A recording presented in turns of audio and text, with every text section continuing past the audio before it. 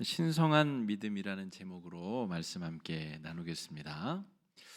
어떤 것이든 잘 만들어진 소설이든 영화든 작품이든 심지어 설교 구성까지도 잘 만들어진 것은 구성의 이런 5단계를 거치게 됩니다.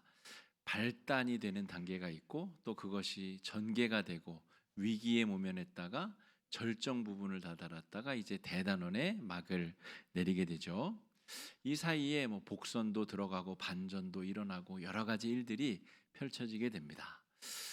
구원의 역사, 하나님께서 인간으로 이 땅에 오신 사건, 그리고 이 땅에 오셔서 십자가에 달려 돌아가신 그 위대한 구원의 모든 과정을 이 구성의 5단계 안에 넣어보게 될 때 예수님의 십자가 사건은 클라이막스, 가장 절정부라고 볼 수가 있겠습니다.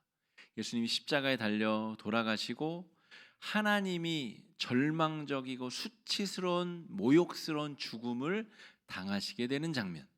사람들이 그게 이해가 안 되고 동의가 안 돼서 오히려 인간으로 오신 예수님에게 돌을 던지고 침을 뱉고 손바닥으로 내리치는 그런 일들이 펼쳐졌습니다.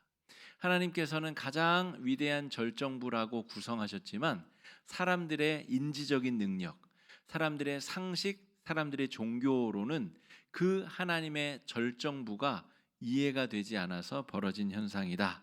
이렇게 볼 수가 있겠습니다. 구원의 모든 과정의 가장 핵심에 그래서 십자가가 있는 것이죠. 창세, 창조 때부터 저 주님께서 다시 재림하실 그때까지의 모든 이 인류 구원사의 총 모든 과정에 가장 중심, 가장 핵심, 가장 절정부 빛나는 자리에 십자가가 있고 이 사순절 기간은 그 십자가를 곱씹고 묵상하는 은혜의 절기다라고 말할 수가 있겠습니다. 창조주 하나님이 인간으로 오신 것도 충격적인데 하나님께서 영광의 왕으로 통치자로 이 땅에서 존재하시다가 승천하신 것이 아니라 가장 모멸적인 죽음을 당하셨습니다. 로마 제국 시대의 십자가형이라고 하는 것은 고대 이 아수르 제국에서부터 그 이전 수메르 문명에서부터 전해져 내려오는 가장 모멸적인 죽음을 로마 제국이 계승한 겁니다. 그래서 나무에 달려서 죽는다는 것은 높이 효시가 된다는 것을 말하잖아요. 그러니까 높이 달려서 야, 인생을 저 따위로 살면 저런 죽음을 맞이하게 되는구나. 아주 불명예스럽고 치욕스러운 죽음을 당하게 되는구나. 이게 나무에 달려서 죽은 죽음의 정의입니다.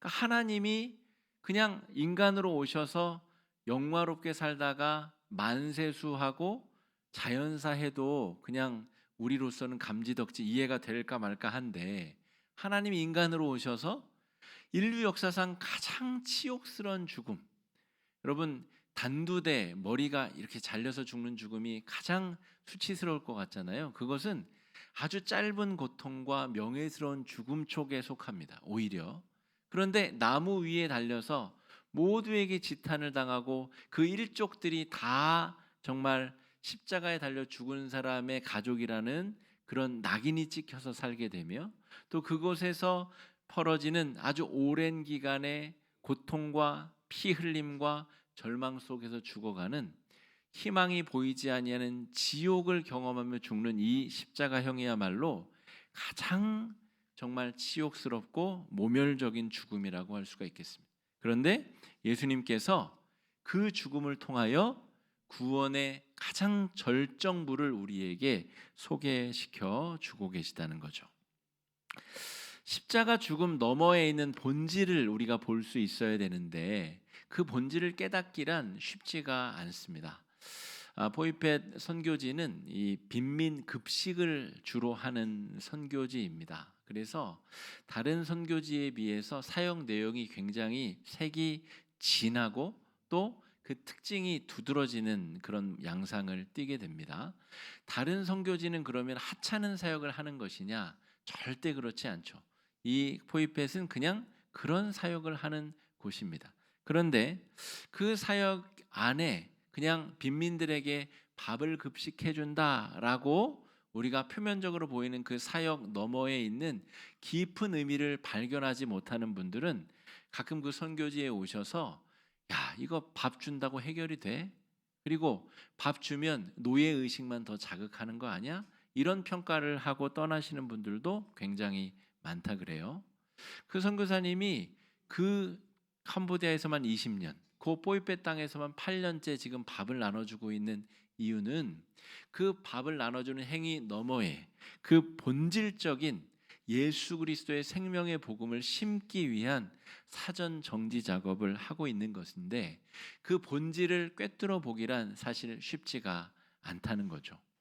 예수님이 모멸적 죽음을 당하신 십자가를 바라보면서 하나님의 전체 구원의 계획의 그 구성 요소를 다 알아차린다는 것은 사실은 쉽지가 않습니다. 십자가 죽음 너머에 있는 본질을 우리가 발견하는 것이 이번 사순절, 우리 사순절 기간의 목적이 아닐까 싶고요. 지난주에 그래서 우리가 살펴본 베드로전서 3장 말씀 경우에 그 십자가 너머에 있는 본질을 우리가 가늠할 수 있는 귀한 그런 말씀의 증거를 얻은 본문이라고 할 수 있겠는데요. 예수님이 십자가에 달려서 죽으신 것이 죽음에 의해서 지배당하고 패배하신 것이 아니라, 죽은 것이 아니라 죽음 너머에서 옥에 있는 영들에까지 가셔서 우리가 다 이해할 수 없는 구원의 전 과정을 성실하게 이행하셨다라고 하는 것이죠. 베드로전서 3장 말씀이 그것 아니겠습니까? 옥에 있는 영들에게도 전하시니라. 그 옥에 있는 영들에게 전하실 정도로 한순간도 빈틈없이 주님은 죽음에게 지배당하신 적이 없고, 죽음을 초월하여 하나님께서 하셔야 될 구원의 역사를 그 무덤에 갇혀 계신 40시간 동안에도 그 믿음의 역사를 행하셨다는 것입니다. 또한 40시간이 지난 이후에는 우리가 주일 아침으로 지내는 이 시간, 주님께서 영광의 몸으로 부활하셨다는 거죠. 그러니까 하나님은 십자가에 달려서 죽으신 것처럼 보이지만 한순간도 주님이 창조하신 피조물에게 지배받으신 적이 없다는 것입니다. 이게 십자가 사역의, 십자가 현상의 본질이고, 그것을 통하여서 우리를 살리려고 하셨다는 것이 십자가의 본질적인 묵상 내용이다, 이렇게 볼 수가 있겠습니다. 여러분, 그 십자가를 이해하기 위해서는, 십자가 죽음의 본질을 이해하기 위해서는 반드시 필요한 열쇠가 있습니다. 여러분, 아무리 비싼 3억짜리, 7억짜리 차가 있어도 그것을 움직일 수 있는 열쇠, 요즘에는 스마트 키, 그런 게 있어야 내가 주인인 줄 알고 차가 문도 열어주고 시동도 걸어주고 내가 조향하는 대로 가고 움직이고 할 건 아니에요. 아무리 비싼 차가 있어도 그것을 움직일 수 있는 자격, 움직일 수 있는 열쇠가 없으면 그냥 쇳덩어리, 비싼 쇳덩어리에 불과한 것 아니겠습니까? 하나님께서 우리에게 이 허락해 주신 구원의 전 과정을 이해하기 위한 그 핵심적인 요소가 무엇이냐면 바로 믿음이라고 부릅니다. 믿음이 없이는 그래서 의로워질 수도, 하나님과의 거룩한 만남으로도 나아갈 수 없는 거죠. 하나님께서 왜 나를 이곳에 부르셨는가? 이 포이펫 선교사님의 부인 선교사님이 제 먼저 사역지의 청년 제자였습니다. 제가 선교지에 선교팀을 이끌고 갔는데 거기서 사랑이 꽃피어서 결혼을 하셨어요. 그리고 애도 낳으시고 지금 힘차게 사역을 하고 계십니다. 근데 그 이제 부인 선교사님은 사실은 그런 험지에서 선교를 하려고 준비된 분이 아니에요. 하나님이 사랑으로 맺어주셔서 그곳에서 지금 사역을 하고 계시고, 그러니까 그 신비를 이해하기 위한 그 어떤 그 경우의 수를 대입해봐도 이해가 불가능한데, 믿음을 대입하면 그것이 다 이해가 되고 깨달아지는 아름다운 역사가 펼쳐지게 된다는 거죠. 우리에게 닥쳐온 고난의 문제, 수십 년간 나를 떠나지 아니하고 있는 질병의 문제, 나를 옥죄고 있는 재정적인 관계적인 여러 가지 문제들, 내가 돌파해 내야 될 그런 한계점들, 하나님이 나에게 지어주신 한계점들, 그것 너머에 있는 본질을 깨닫기 위해서는 반드시 믿음이라는 것이 필요하다는 것이죠. 그런데 우리 교회에서의 믿음은 그냥 친구 사이에도 믿는다 그러잖아요. 그런 믿음과 우리가 하나님을 향한 믿음을 동일선상에서 표현할 수 없기 때문에 특별히 신앙이라고 하는 단어를 사용합니다. 믿음은 믿음인데 하나님을 향한 믿음을 신앙이라고 한다는 것이죠. 신앙과 신학은 또 좀 다릅니다, 여러분. 신학은 학문적인 접근이기 때문에 우리도 틀릴 수 있지 않나 이런 것들을 생각하는 것을 말하고요. 신앙은 믿음을 말하는 겁니다.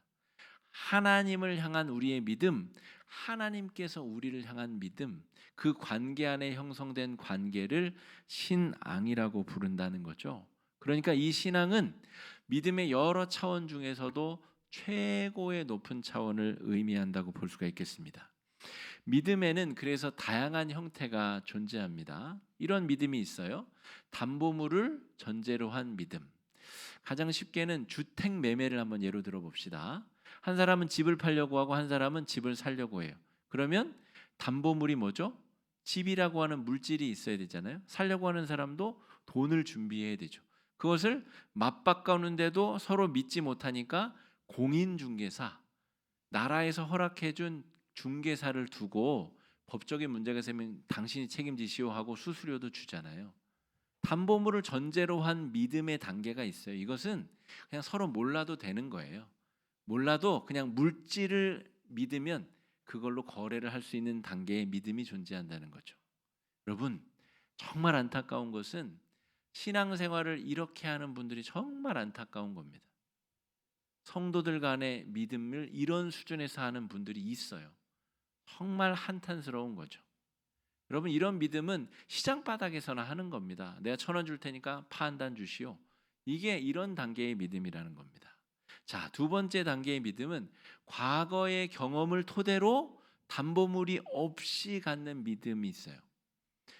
우리가 오랜 친구 사이에는 100만 원만 빌려줘라고 전화가 오면 내가 돈이 있다는 전제로 빌려줄 수 있잖아요. 그 사람이 나에게 수십 년간 중요한 사람이었기 때문에 서로 못 받는다 하더라도 줄 수 있는 거죠. 그런 정도의 신뢰관계, 믿음, 이것이 과거의 경험을 토대로 한 믿음의 단계라고 볼 수 있습니다. 다음 단계는 아무 전제 조건이 필요 없는 믿음이 있어요. 이것을 가장 잘 묘사하는 것이 부모 자식 간의 혈육 관계죠. 뭔가 담보물이 필요한 것도 아니고 그냥 나에게 어떤 다른 필요가, 그것을 보증하기 위한 필요가 있는 게 아니라 그냥 내 몸에서 났기 때문에, 내 부모기 때문에 믿고 신뢰하는 관계가 형성되어 있는 거죠. 그런데 이것도 온전하지 않습니다. 포이펫에는 버려진 아이들이 굉장히 많은데 부모가 아이들을 버리고 태국으로 도망가고 일터로 도망가서 살다 보니 그냥 새로운 살림을 꾸리게 되고, 그래서 버려지고 남겨진 가족들이 즐비합니다. 온전한 가족이라도 해도 아주 심각한 가정 폭력과 구타와 학대가 이루어지는 일이 비일비재합니다. 선교사님이 우리 아이들 많이 안아주시고 쓰다듬어 주시고 사랑해 주세요. 가정에서 못 받는 사랑 여러분이 주세요. 그걸 통해서 하나님의 사랑을 경험할 수 있도록 해주세요. 여러분, 부모도 그냥 조건 없는 사랑을 못 해주는 것이 인간의 죄악의 본성이라고 하는 겁니다. 자, 그런데 아브라함이라고 하는 믿음의 조상은 정말 특별한 사람인데 이 믿음의 선구자라는 거예요. 18절 말씀 한번 읽어보겠습니다. 시작. 아브라함이 바랄 수 없는 중에 바라고 믿었으니 말씀대로 많은 민족의 조상이 되게 하려 하심이라. 이게 무슨 말이냐면, 여러분, 우리가 아브라함 생각하면 야, 내가 지시하는 땅으로 가라, 그 장면이 주로 선명하게 남아 있는데, 그래서 믿음의 조상이다라고 착각하는데, 바울이 오늘 로마서 4장에서 말하는 아브라함의 위대한 믿음의 특징은 100세의 자녀를 주겠다고 하는데도 믿었다는 거예요. 이거는 불가능한데, 그거를 믿었다는 거예요. 그리고 그 자녀를 통해서 자녀의 수많은 민족을 너의 믿음을 통해서 주겠다는 거예요. 그래서 바울이 볼 때는 아무리 성경을 봐도 아브라함이 혈통적으로 선택받은 것이 아니라는 거예요. 그의 자손들 역시로 혈통이나 노력으로 선택받은 것이 아니라 하나님께서 말씀하신 바를 믿었고 믿음의 결과로 백세의 실제 아들이 태어났고 그 아들의 아들들은 다 첫 단추가 믿음이기 때문에 믿음의 자손들이라는 거예요. 저와 여러분 우리 중에는 유대인 한 명도 없습니다. 제가 알기로는 그렇습니다. 어머니 모계 쪽이 유태인인 분 없으시죠? 그런데도 우리가 하나님의 자녀인 이유가 뭐예요? 아브라함의 자손인 이유가 뭐예요? 믿음으로 하나님을 만나고 경험했기 때문에 그렇습니다. 이것을 신앙이라고 부릅니다. 일반적인 믿음하고는 바꿔서 혼용할 수 없는 단어. 이건 거룩하고 신성한 믿음, 신앙이다 이렇게 부른다는 거죠. 아브라함이 100세 때에 그 아내 사레가 10살 어리거든요. 90세에 낳은 약속의 아들. 이 약속을 통해서 우리가 믿음이 생기고 하나님의 자녀가 되게 되었다는 것입니다. 그래서 아브라함이 유다인의 조상이 된 이유는 믿음으로 말미암았기 때문에 유대인의 조상이라고 할 수 없다는 거예요. 모든 믿는 자들의 조상이 되는 근거가 아브라함이 100세의 자식을 준다고 했는데도 믿었다는 것이고 믿음대로 행했다는 것입니다. 여러분, 그래서 하나님의 백성은 혈통과 노력으로 생성되는 것이 아니라 거룩한 믿음으로만 형성되는 것입니다. 유대인들은 다르게 생각하죠. 혈통이 유대인이거나 아니면 이방인이었더라도 결단하고 유대 율법을 철저하게 준수해야 유대인이라고 믿지만 우리 그리스도인들은 말씀을 보십시오. 말씀에 어디 그렇게 써 있습니까? 창세기의 아브라함도 믿음으로 구원을 받았고 그의 자손들은 믿음의 씨, 믿음의 백성들, 이게 하나님의 백성들의 정의입니다라고 하는 것입니다. 여러분, 여기서 말하는 신앙의 영역은 믿을 수 없는 불가능의 영역이 하나님의 통치 아래에 있다라고 믿는 것입니다. 지난주 말씀, 우리 베드로전서 3장 말씀처럼 하나님이 저 십자가에 달려서 모욕을 당했네? 그리고 죽었네? 그러면 죽음이 하나님보다 더 힘이 세고 전능하신 하나님을 능가하는 전능의 전능성을 가지고 있겠네? 그것이 아니라 그 어떤 것도 죽음이든 삶이든 그 어떤 것도 하나님의 통치를 벗어날 수 없다라는 것이죠. 그것에 대한 믿음이 우리 가운데 있는가? 믿을 수 없는 불가능의 영역, 아브라함이 지금 그걸 믿었잖아요. 생산할 수 없는, 자녀를 낳을 수 없는 100세의 나이에 아들을 주겠다고 하는 것을 믿느냐? 여러분, 우리는 그래서 믿을 수 없는 죽음 너머의 영역에 대한 우리의 믿음을 점검해 봐야 됩니다. 하나님이 지난해 우리에게 건강을 주셨으므로 올해 나에게도 건강을 주실 거라고 나는 믿습니다. 주로 우리가 믿과 습 사이를 길게 한 믿음이 좋은 것처럼 여겨지잖아요. 그게 믿음이 좋은 게 아니라 그냥 그렇게 예측 가능한 건 믿음이 좋은 게 아니에요. 어제도 심장이 뛰었고 오늘도 심장이 뛰고 내일도 심장이 뛸 텐데 하나님이 내 심장을 뛰게 해주시라는 믿음은 그렇게 좋은 믿음이 아닙니다. 누구든 할 수 있는 신뢰인 거죠. 우리의 믿음의 본질은 십자가를 통해서, 십자가를 관통해서 그 너머에 있는 죽음 너머의 부활과 천국과 지옥의 삶과 천군과 천사의 존재와 하나님께서 능력으로 역사하심에 대한 믿음이 우리 가운데 있는가? 우리가 우리 스스로를 잘 점검해 봐야 된다는 거죠. 선교지에서 선교사님이 막 밥을 나눠주시고 하시는데 저는 사실은 그런 마음이 좀 들었습니다. 이거 나눠준다고 좀 바뀔라나? 안 바뀔 것 같은데 지금 20년째 나눠주고 계신데도 별로 안 바뀌는데 이게 참 바뀔라나? 그런데 저한테 없는 그 아이들에 대한 믿음이, 신앙이, 하나님을 향한 신앙이 선교사님에게는 있더라고요. 그리고 구구절절 그 증거들을 쫙 나열합니다. 우리 송리라는 우리 스텝은 어렸을 때 똑같은 애였는데 지금 하나님의 일에 동참하는 우리 직원이 되어서 열심과 성심으로 일을 하고 있고 최선을 다해 쓰임을 받고 있고, 저는 다 이름도 기억 못할 수많은 이름들을 나열하면서 그 증거들을 이야기해주고 보여주었습니다. 여러분, 하나님께서 우리 가운데 이 믿음으로 나아가는 과정 가운데 실패와 좌절을 경험하게 하실 때가 있어요. 아브라함의 경우에는 86세에 다른 아들을 낳았죠. 우리 여종을 통해서 이스마엘이라고 하는 아들을 낳았고, 이게 아랍 족속의 조상이 되게 됩니다. 그러니까 하나님의 약속을 믿고 싶은데 믿음이 없어서 인간적으로 저지른 실수의 결과가 이스마엘이에요. 근데 하나님은 그래 뭐 이 정도 믿음도 좋으니까 이스마엘을 내가 쓸게 라고 하지 않으셨어요. 내가 너에게 원하는 것은 그냥 합리적인 수준의 신뢰관계가 아니야. 전혀 불가능한 것이 믿어지는 정도의 믿음이 필요하단다.